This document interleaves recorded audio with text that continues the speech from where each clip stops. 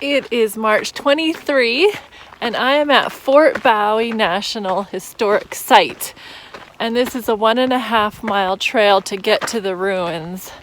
And I fear that this is going to be kind of a sad walk, but let's see what it's all about.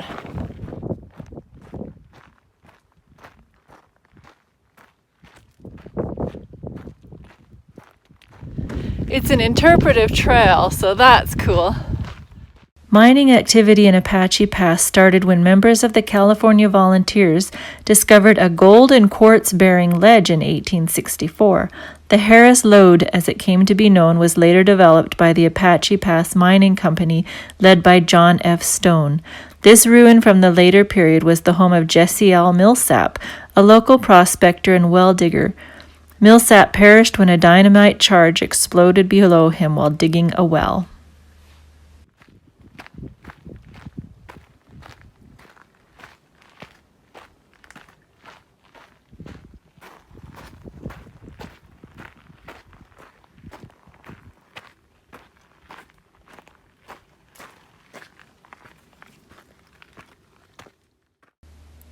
In March 1854, Lieutenant John Park of the Topographical Engineer Corps led a survey party in search of an all-weather route for the Transcontinental Railroad. After a march of 55 waterless miles through Sulphur Springs Valley, the party entered Apache Pass. They camped at this spot described by Park as a small triangular valley with an abundance of grass and wood. For 2 days the men rested, enjoying Apache Spring and the friendly curiosity of the Apaches. A year later, Park found an easier pass to the north. In 1880, the rail line was completed through Park's Railroad Pass between Wilcox and the town of Bowie.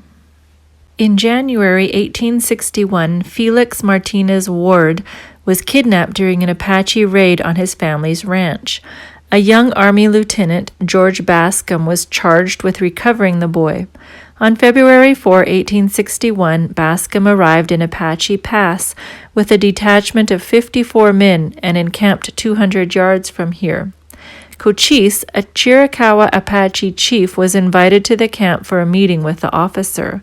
During the meeting, Bascom accused Cochise of taking Felix, a claim Cochise denied, and ordered Cochise and the other Chiricahua Apaches to be held hostage.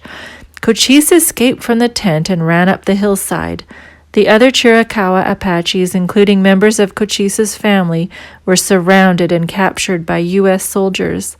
Bascom moved his soldiers to the Butterfield Overland Stage Station and fortified the building. The men spent a long night as they were anxious about what may happen the following day.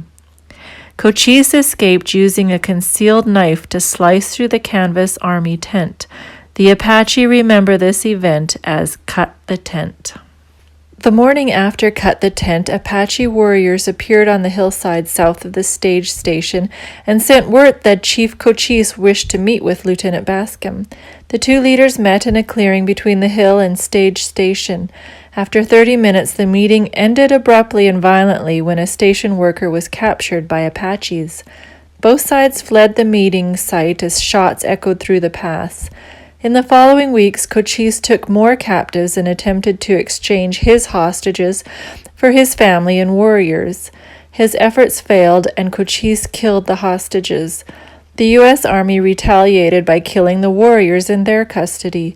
The battle lines were clearly drawn. More than 2 decades of warfare ensued. Whatever happened to Felix Martinez Ward, you might ask? Well, he was kidnapped by Apache, but not Cochise's Chiricahua. He was traded to the White Mountain Apache and raised among the children of Naundi, a local group leader. As an adult, Felix became a scout and interpreter for the U.S. Army and changed his name to Mickey Free. The Apache Pass stage station was built of stone in July 1858. Within its 6 to 8 foot high walls were a kitchen dining room, sleeping rooms, a storage room for feed and weapons, and a mule corral with portholes in every stall. The stage stopped here for a change of mules, a moment of rest, and what passed for a meal. bread, coffee, meat, and beans for 50 cents. During the Bascom affair, soldiers, Butterfield employees, and passengers sought refuge here. On quieter days, a burro carried water in 2 10-gallon wooden kegs from Apache Spring to the station. Increasing sectional tensions caused the southern Butterfield overland mail route to be discontinued in March 1861. It was in 1857 the government awarded John Butterfield a contract to carry mail by stagecoach between St. Louis and San Francisco. The 2,800-mile route was to be traversed within 25 days. A year later, as the stagecoaches prepared to roll, Butterfield charged his men, "Remember, boys, nothing on God's earth must stop the United States mail." He did not reckon on future collisions with an embittered Cochise. For over 2 years, the Chiricahuas permitted the mail and passenger stages safe, if uneasy, passage through Apache Pass. In exchange for gifts, they provided firewood for the stage station. Butterfield had the celerity wagon designed for the central segment of his route. Unlike the large Concord coaches used at both ends of the line, the mule-driven lighter celerity could more easily negotiate the rugged mountains and rocky canyons of the Southwest. I can just imagine the Apache Indians on the hills up there with their paints looking down on the white guys coming through. It's pretty amazing to be in this very territory where it all happened. The post cemetery predated the establishment of Fort Bowie, when soldiers of the California Column were interred here in 1862. The area was unfenced until 1878, when a 4-foot adobe wall was erected to protect the graves from desecration by post livestock. In early 1885, a picket fence replaced the adobe wall, and by 1887, headstones replaced the wooden headboards. Some simply read "Unknown, killed by Apaches." Of the most decorated was Medal of Honor recipient O.O. Spence. Also interred here were military dependents, civilian employees, immigrants, mail carriers, and 3 Apache children, one of which was Geronimo's 2-year-old son. 5 months after the fort's closure, the remains of 72 soldiers, dependents, and unknowns were removed for reinterment at the San Francisco National Cemetery. 23 civilian graves remain. U.S. Indian Agent Thomas Jeffords governed some 900 Chiricahua Apaches here in 1875-76 under the vigilance of the U.S. Army at Fort Bowie. Cochise was a friend of the Jeffords. He died in 1874, leaving the band divided in leadership and conduct. Some Apaches lingered on the reservation while others slipped away to plunder Mexican settlements. In June 1876, the government removed Jeffords and moved 325 Apaches northward to the San Carlos Reservation. However, many escaped and fled to distant sanctuaries to renew hostilities for another decade. In 1984, archaeologists excavated these remains of a late 19th century adobe building, most notably the Jeffords Agency. The building had fireplaces for each of the 3 rooms and wooden flooring. Bits of adobe plaster and whitewashed wood were found inside. The rock shelf in front of the building suggests a porch. Typical buildings of the period had flat roofs covered with brush and earth and small windows with deep sills. A likely corral behind the building penned agency stock. An advance guard of 96 California volunteers marching toward the San Simon River to establish a supply depot for the California Column followed the Butterfield Road through Apache Pass. As they approached the abandoned stage station, Cochise and his ally, Mangus Coloradus, with a combined force of 140 to 160 warriors, ambushed the rear of the column. The Californians countermarched from the station, driving the Apaches into the hills, only to find they had taken up new positions around the spring. The Californians attacked again and finally reached the water, after dispersing the Apaches from rock formations commanding both flanks of Apache Spring. This battle led directly to the establishment of Fort Bowie. This area was the homeland of the Chiricahua Apaches. An abundance of wild game, edible plants, and the materials needed for making shelters, tools, and weapons existed in the surrounding hills. Most importantly, Apache Spring provided a reliable water supply. Camp life centered around the wife's extended family. At marriage, the husband entered into the family and took responsibility for supporting his wife's relatives. Men performed the hunting and raiding duties. Women harvested and prepared the wild food crops. Food was shared among the communal camp, with any surplus hidden away in caches for leaner times. Camps usually consisted of several thatched wickiups clustered together and hidden for safety. A simple pole framework covered with bear grass and animal hides provided a comfortable shelter. With the arrival of hot summer days, home life shifted to the cool, open shade of the nearby Ramada. The camps constructed and maintained by the women were not permanent. Dwindling food supplies or discovery by enemies forced the Apaches to move frequently. Agave or mescal provided the primary food staple.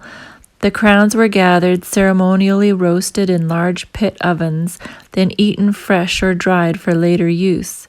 Yucca plants and stalks were also eaten. The leaf fibers provided rope, and roots, when pounded, produced a soap-like substance. Acorns, mesquite beans, walnuts, pinon nuts, and other seeds were collected. They were eaten raw, dried, and ground into flour or fermented to make drinks.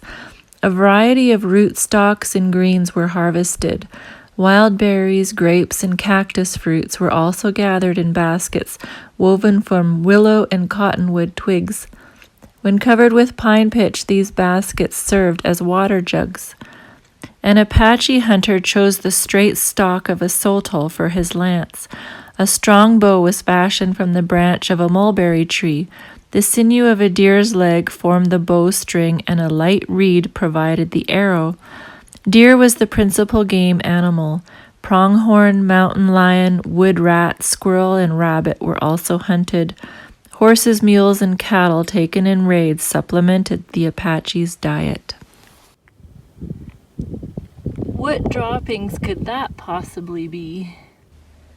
Pottery fragments found around Apache Spring suggest it was used by prehistoric Mojian Indians before the Apache arrived. Journals of early Spanish explorers describe Apache trails radiating from the spring. The Butterfield Trail was constructed through Apache Pass simply to take advantage of the precious spring water. Disputes over the spring water caused a raging conflict between Cochise and California volunteers over a century ago. Without Apache Spring, there might not have been a stage station or a Fort Bowie. Apache Spring provided water for the first Fort Bowie located on the hill coming up. It has quenched many a historic thirst. Yet today we cannot guarantee the spring's purity. Please drink only water provided at the visitor's center. This spur trail follows a military road 300 yards to the first Fort Bowie ruins. On July 28, 1862, a 100-man detachment of the 5th California Volunteer Infantry began construction of the primitive fort, completing it 2 weeks later. A 4-foot-high stone wall surrounded a collection of tents and a stone guardhouse. The camp was named after Colonel George Washington Bowie, the 5th Infantry commander. General James Carleton, commander of the Department of New Mexico, ordered the fort commander to attack the Apaches whenever he finds them near his post, to escort all trains and couriers through the pass and well out into the mesa, and to take the liberty of sending out detachments strong enough to give protection to soldiers and killing when he deems it wise to do so. The Apaches no longer controlled Apache Spring, but they continued raiding and killing travelers not escorted by the military. During the first fort's 6-year history, sporadic patrols pursued the elusive Apaches with little success.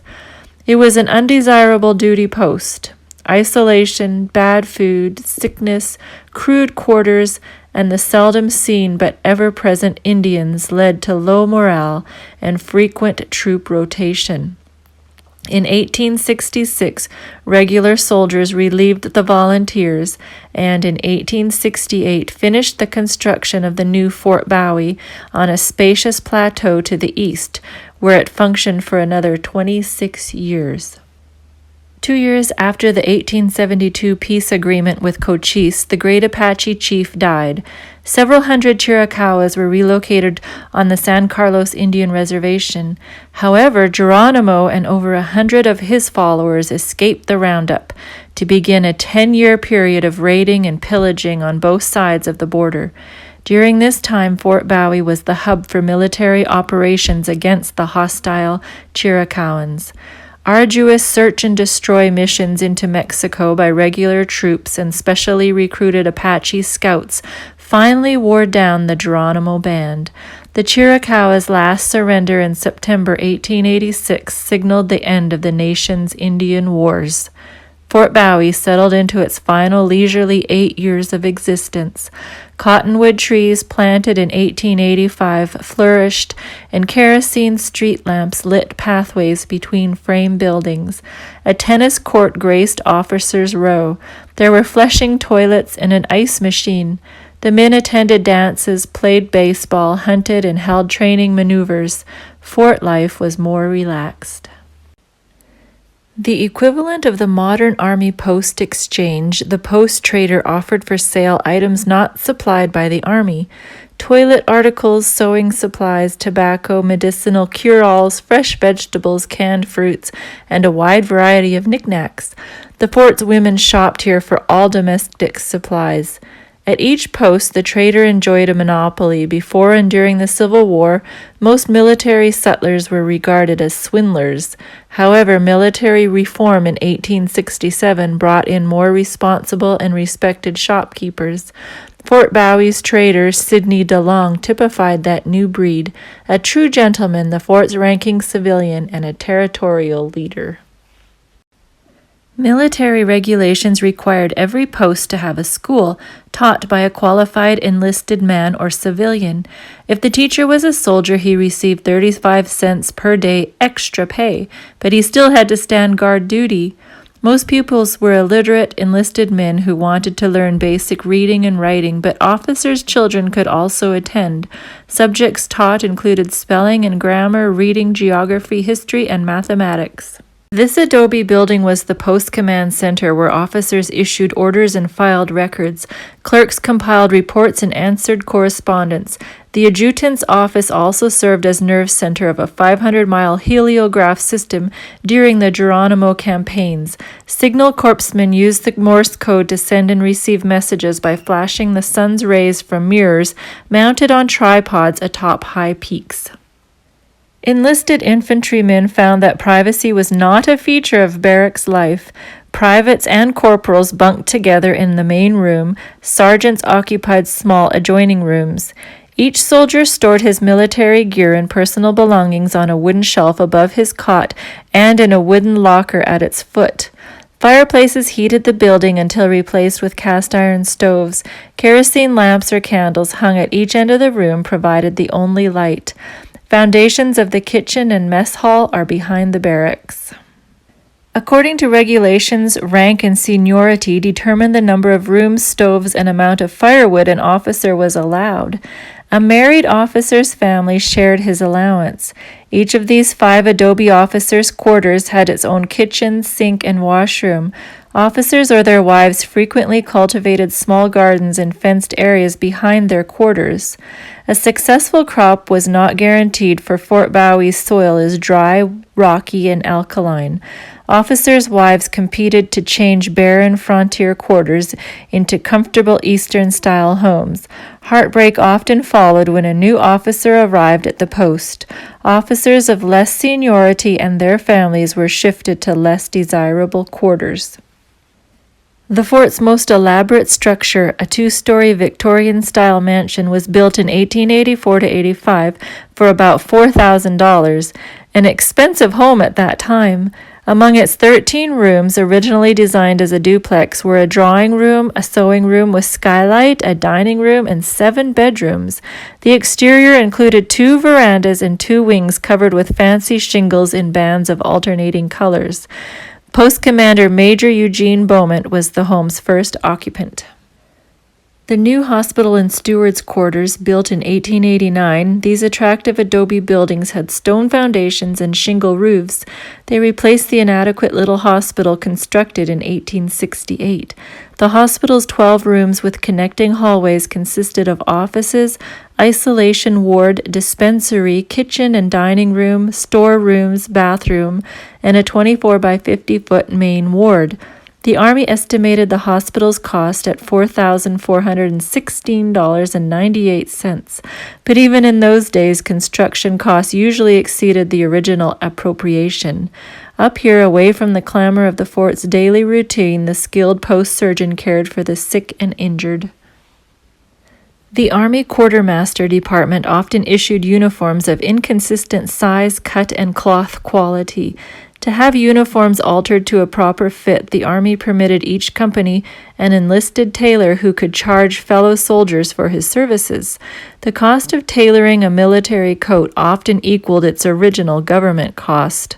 One soldier labeled tailors as pests of the service, who were more likely to mutilate uniforms than to improve them. However, officers and enlisted men alike were anxious to save money on their clothing allowance by wearing the same uniform until it was totally threadbare. Thus, the tailor was a necessary evil. This massive adobe structure was among the earliest built at the new fort. One trooper recalled that the barracks walls were plastered inside. No furniture was in the squad room other than single iron bunks, rifle racks, and wood-burning stoves. The mess hall had bare wooden tables and benches and was kept clean by scrubbing with sand. A bulletin board adorned the wall just outside the orderly room.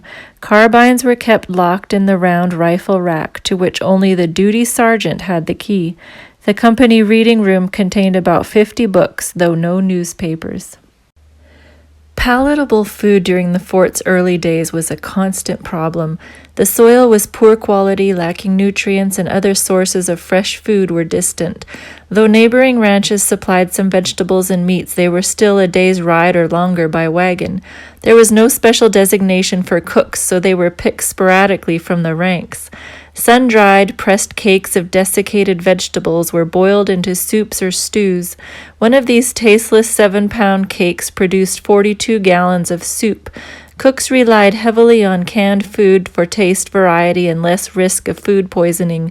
Enlisted men ate by the company on benches at long bare wooden tables presided over by non-commissioned officers.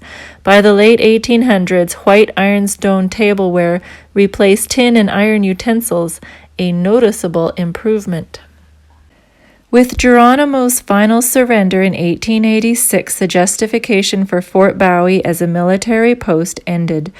Yet for 8 years it lingered until it was officially abandoned on October 17, 1894. The garrison flag, 44 stars then, was lowered for the last time. The 118 men of the 2nd Cavalry, accompanied by 9 women and children, boarded the train at Bowie Station for their new post at Fort Logan, Colorado. The fort's wooden timbers were salvaged for neighboring ranches and mines. In June 1911, fort lands were sold at public auction.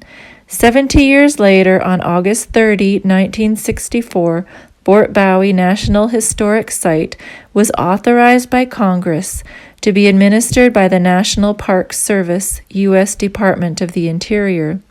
The lonely remains of Fort Bowie, ravaged by a century of weathering and abandonment, have a poignant, haunting quality.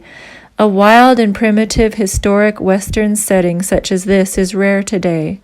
This quiet serenity offers an opportunity to contemplate our own family histories and to recognize those, soldier, Indian, and frontier family alike, who shaped our world.